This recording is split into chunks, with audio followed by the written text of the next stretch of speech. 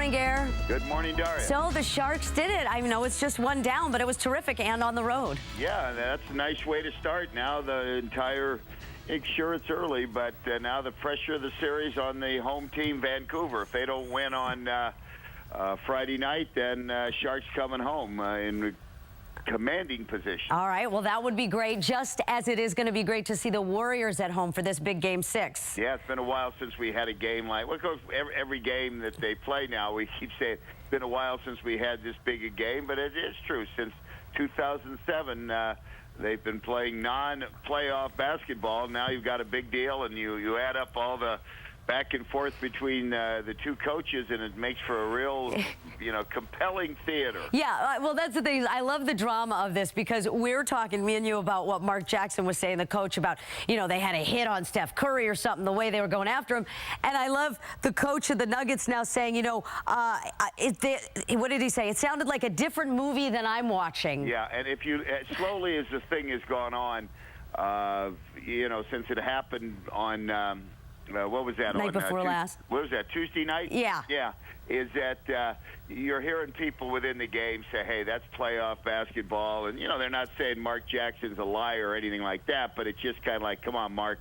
We know what you're trying to do. It's just gain an advantage for Curry with the referees for the next game. Oh, well, I thought... I haven't heard anybody come out and say, boy, that looked like, you get all us amateur guys, who never played professional sports or this or that. You're hearing all the commentators. It was dirty. It was dirty. Right. Guy goes home to his apartment and talks to his cat. But the guys, people like Charles Barkley last night and Shaquille O'Neal, the other guys said, no, that's just hard basketball. Well, that's the thing. What are they supposed to do? Like, oh, Steph Curry, sure. Do you want to shoot? Here, let me make way. I mean, I think that's the idea. But still, when you see all the nights progress, the poked eye and the injured ankle and all the different things, it starts to add up that he looks a little beaten up. That's all, Yeah, exactly. And I don't know if I said it with you yesterday, but it shows that he's considered a big star now. Right. I mean, all those guys, you don't think when they go to play LeBron James, the first thing is, hey, don't let him have his way, or Kobe Bryant gets beaten up, or all you go right down the line of the game's best players, they're always, keyed on by the opposition. But because Curry is smaller and, not really strong, or at least doesn't appear to be as strong as some of these guys. He wears all his scars right on him, and you make you think, oh, he's getting just beaten into the ground. It's interesting, though. I see you use the word keyed in on instead of, it's just the words they use, hit on. Well, as soon as you use, a dramatic word like that, you get headlines, and I guess that's the whole point. Yeah, and if you feel the only way for you to win is to have Steph Curry, score more than 15 points, which is what he did the other night, then you just want to let it be known, hey, they're beating him up. They're beating him up. So I can see both sides. Hey, but I laugh because I remember when the Warriors beat Dallas back in 2007, they said, oh, that Dirk Nowitzki's too soft. Dirk Nowitzki can't take it, Warrior fans. And now Warrior fans are saying, oh, you're beating up our guy. It just depends who you're rooting for. I think that it's interesting that this NBA Rookie of the Year just beat Steph Curry's record season for three-pointers, and he's from Oakland. Yeah, very good young player. Went to Oakland High, and then wasn't that big a, or highly recruited. Ended up going to Weber State way up at Ogden, Utah. But boy, oh boy, he, went to the pros with Portland and was a star right from the beginning. Yeah, Damian Lillard. So by all accounts, everybody says that he is great. And it also caught my ear when you said, Steph Curry not being big. And I was reading his stats, 6'3", and I'm so like I'm all out of whack now, and I'm going 6'3". That sounds pretty small to me. Yeah, exactly. Isn't that funny when you talk about pros? That's it. Yeah. So congratulations to him. He talked a little bit about his Oakland childhood, which I thought was kind of cool. And then we got baseball with the Giants. So the Giants take on the Dodgers next. The A's take on the Yankees next. Two powerhouses. What do you do? You were skipping past Timmy last night? Okay, fine. It was just a few, bad innings, and I love how they ask him quotes like, wait, we're doing all right. We're doing all right. I think he's going to be fine. Well, but yeah, but you don't. I'm just going to back up to what I'm going to talk about today. All the What? hours it's spent. Well, and it's fun if you just admit nobody knows what they're talking about.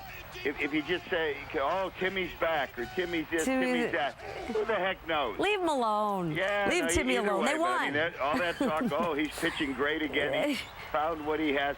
Nobody knows. No, Brandon. He doesn't even know. Brandon Belt was great. The Giants were great. A 3-game sweep on the road is terrific. Yep. And so, and then when the A's, I was disappointed to see them lose that one. I think you'll get over it. Yeah. No, I will. I didn't sleep that well, but it might have been the heat.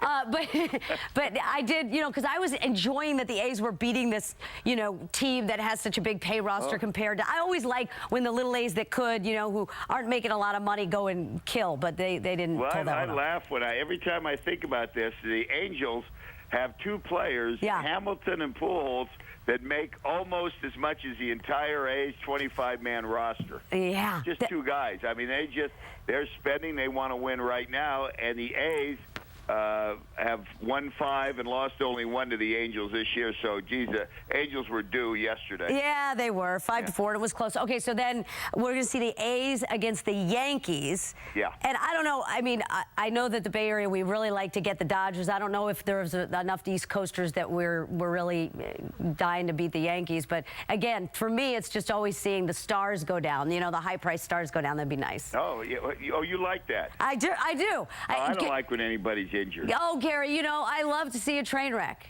Oh, my God. I'm a NASCAR fan. What can I say?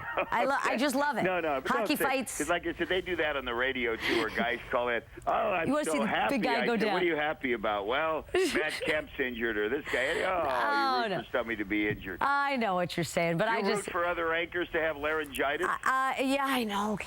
I've been having a little hard time, and I hate you make me laugh, and then I cough. Oh, you're fine.